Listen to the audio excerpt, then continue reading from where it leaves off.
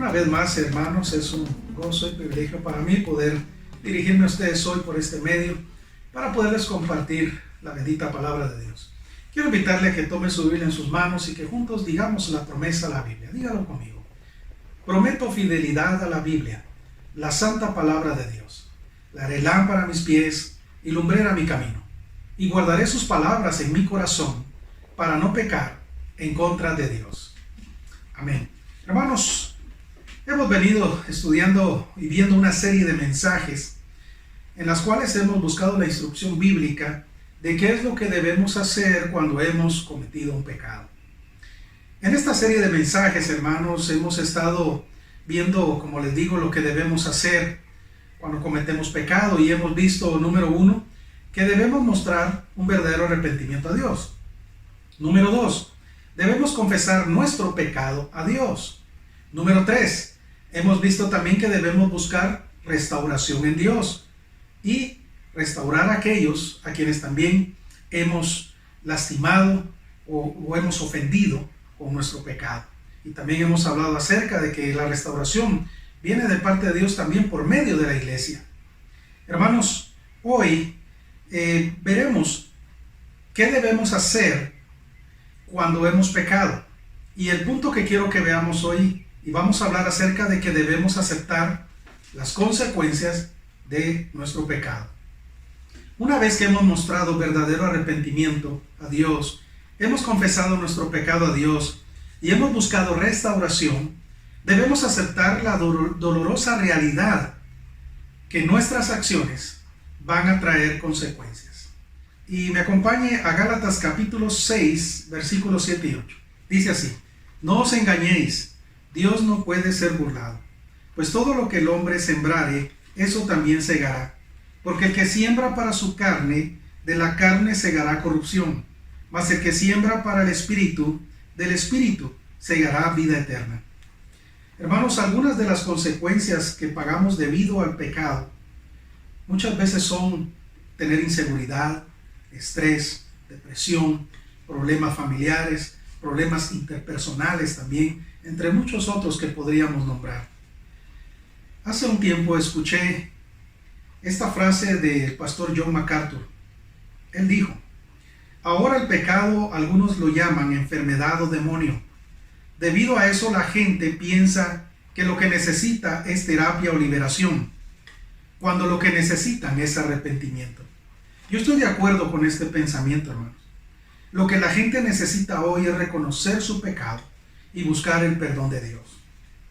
La Biblia, como acabamos de leer, hermanos, nos damos cuenta que la Biblia nos dice ahí que no nos engañemos a nosotros mismos. Dios no puede ser burlado. Y todo lo que sembramos, eso también cosecharemos. Hermanos, Dios dice también que la paga del pecado es muerte, o sea, separación, distanciamiento entre Dios y el pecador. Muchos piensan que pueden ser desobedientes en ciertas cosas y tener una mala conducta en su vida, sin que eso afecte su relación con Dios. Eso no es así, hermanos. La Biblia es clara cuando dice: sin santidad nadie verá al Señor. En realidad, hermanos, no hay manera de saber de cuántas bendiciones se ha privado muchos creyentes por el hecho de haber estado cometiendo pecados. Quiero que por un momento piense en Moisés. El hecho de que no le fue permitido entrar a la tierra prometida pareciera injusto, pero el hecho de que el pueblo lo enojara a él no le daba el derecho o el permiso a él de desobedecer a Dios. En Éxodo capítulo 17, versículo 6, encontramos la primera escena donde Dios le dice a Moisés que golpee la roca allá en Horeb.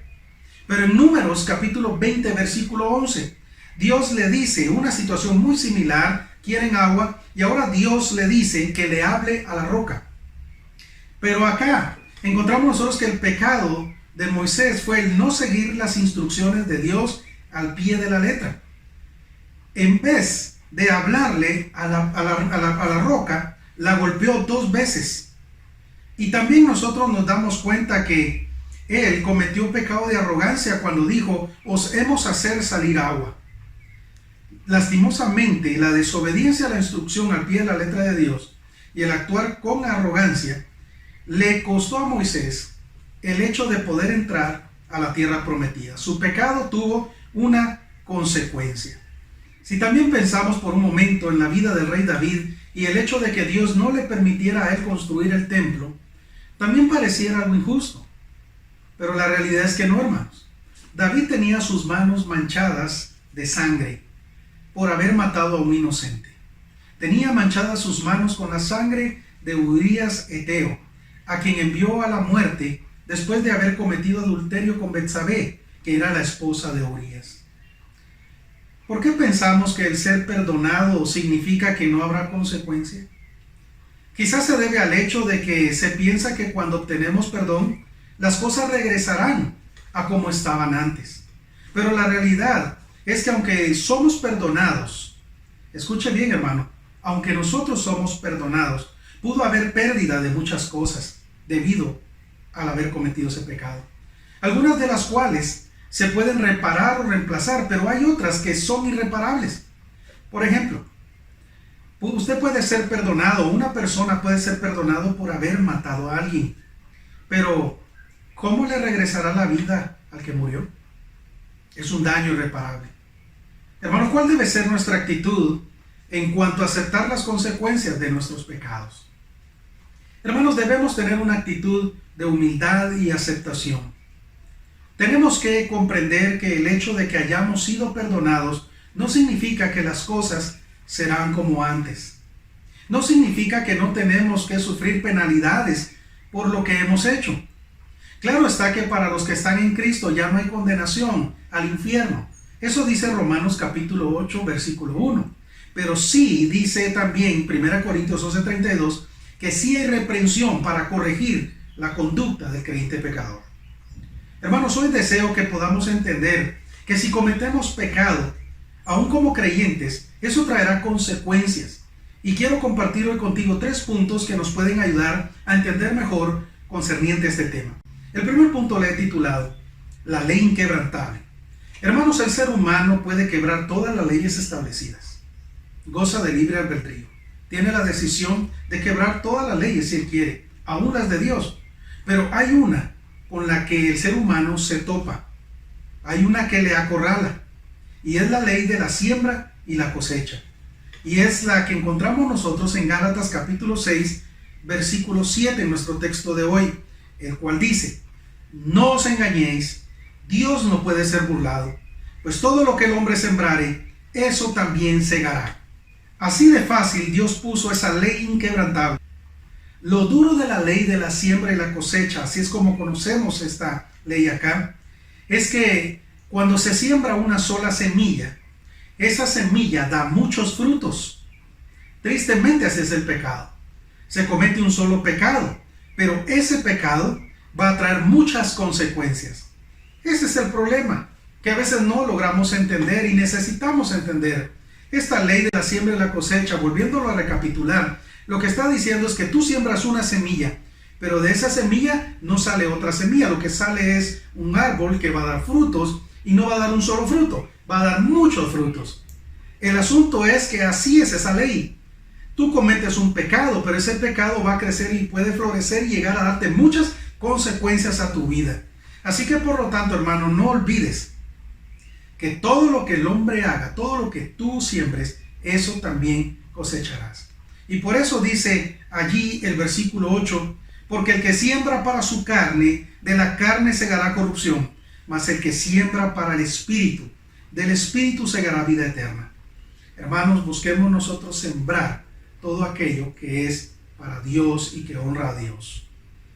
Segundo punto, le he titulado Causa y efecto. Hermanos, todo lo que hacemos da algún resultado, ya sea positivo o negativo. Así como no sería muy inteligente lanzarse de un 10º piso de un edificio para caer directamente al pavimento, debido a que todos sabrán cuál será el resultado de quien haga eso. Pues hermano, tampoco es sensato desobedecer a Dios. No es sensato desobedecer a Dios cometiendo pecado. La desobediencia traerá consecuencia. Hermanos, yo muchas veces he dicho que es tonto aquel que cree que Dios no existe. Pero es más tonto el que sabe que Dios existe, pero vive como que Dios no existiera. Hermanos, cuando hablo de la causa y el efecto, este segundo punto, lo que estoy diciendo es que nosotros debemos entender que Dios existe y desea que obedezcamos sus mandamientos.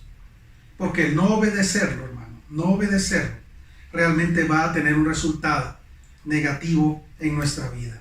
Porque la desobediencia siempre traerá una o varias consecuencias. Tercer punto y final que quiero compartir en este resumen del mensaje. Cuando pecamos, debemos aceptar las consecuencias. Quien se lanza en contra de un autobús que va en movimiento, no se pregunta por qué estoy golpeado y por qué me fracturé varios huesos del cuerpo. Así es de ridículo pensar cuando se comete pecado y se pide perdón y luego no esperar que haya alguna consecuencia. Hermano, así como el ejemplo que pongo, si alguien va contra un autobús que viene a toda velocidad y toca con él, va a sufrir graves consecuencias. Así es aquel que no entiende que cuando va al pecado, va a lastimarse, va a tener consecuencias en su vida. Hermanos, así como decía hace un momento el que se lanzó, en mi ejemplo, el que se lanzó contra el bus en movimiento, tuvo sus consecuencias. Hermanos, así es el que comete pecado. Tendrá consecuencias en su vida. Una vez más, no olvide, la desobediencia trae consecuencias. Hermanos, debemos aprender también a aceptar las consecuencias de nuestro pecado o de nuestro mal andar. Muchas personas, hermanos, cometen pecado y cuando viene la consecuencia de su vida, lo que hacen es pelear con Dios, es pelear con la iglesia, es pelear con los líderes, pelear con todo el mundo. Hermano, la realidad es que debemos aprender a aceptar la consecuencia de nuestros actos. Debemos entender, y por eso quiero que tengamos claro, hermanos, que cada vez que nosotros hagamos algo, traerá una consecuencia. Si hacemos las cosas bien para Dios, los resultados serán preciosos, honrosos para Dios. Pero si cometemos pecado, habrán consecuencias que traerán también dolor y sufrimiento a nuestras vidas. Hermanos, para finalizar, quiero que entendamos que cuando pecamos debemos arrepentirnos. Debemos confesar nuestro pecado a Dios. Debemos buscar restauración, ¿verdad?, por medio de la iglesia de Jesucristo. Pero también debemos estar dispuestos a aceptar las consecuencias por la desobediencia a Dios o a su palabra. Hermanos, cuando viene la tentación a tu vida, lo primero que debes pensar es en la consecuencia que tendrás si desobedeces. Así como cuando creyente, muchas veces tú como creyente en Jesucristo, antes de hacer algo, actuar de alguna forma, tú te preguntas, ¿qué haría Jesús en esta situación? Y tú buscas actuar de la forma en que Jesús lo haría. También cuando viene la tentación a tu vida, tú debes pensar en cuál va a ser la consecuencia que vas a sembrar si desobedeces a Dios, si decides pecar. Así que por lo tanto, hermanos, debemos entender que la Biblia, la santa palabra de Dios, nos advierte de todas las consecuencias que tendremos si desobedecemos. Por eso dedicamos nuestra vida a estudiar la Biblia, la bendita palabra de Dios, porque en ella no solo encontramos las promesas de esperanza, de vida eterna para todos nosotros los creyentes, también encontramos las advertencias de todo lo que la Biblia nos dice que va a acontecer a nuestra vida si desobedecemos a Dios. Hermanos, la Biblia también nos habla de las bendiciones que tendremos si obedecemos. Hermano, yo quiero exhortarte a que busquemos ser obedientes al Señor. La consecuencia de vivir en obediencia a Dios y su palabra será una vida llena de bendiciones. Será una vida abundante. Así que, hermano, tú decides si siembras para gloria de Dios, edificación de tu vida, o siembras para pagar consecuencias de tus malos actos o tu pecado.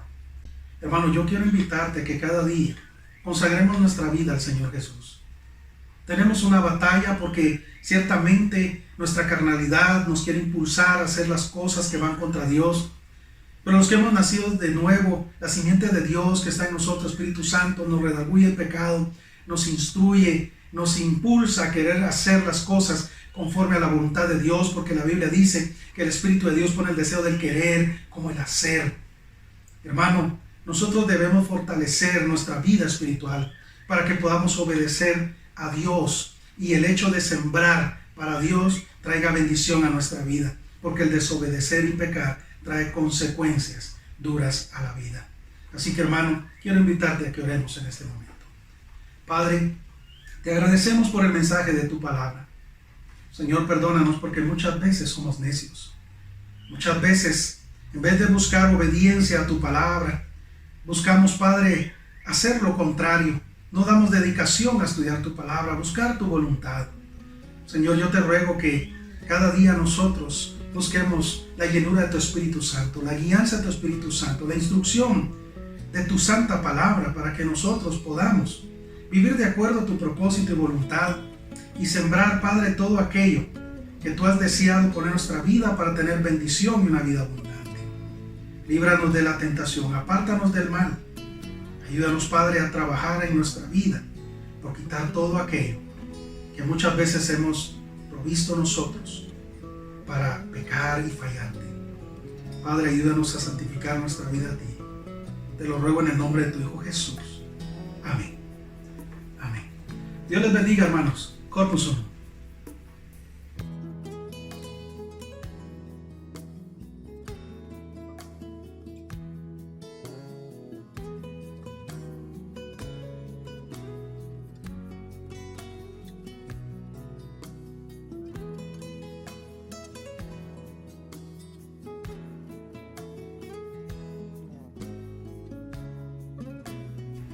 Quizá con el mensaje de hoy tú te has dado cuenta que has estado pagando consecuencias de tus malas decisiones, de tus pecados.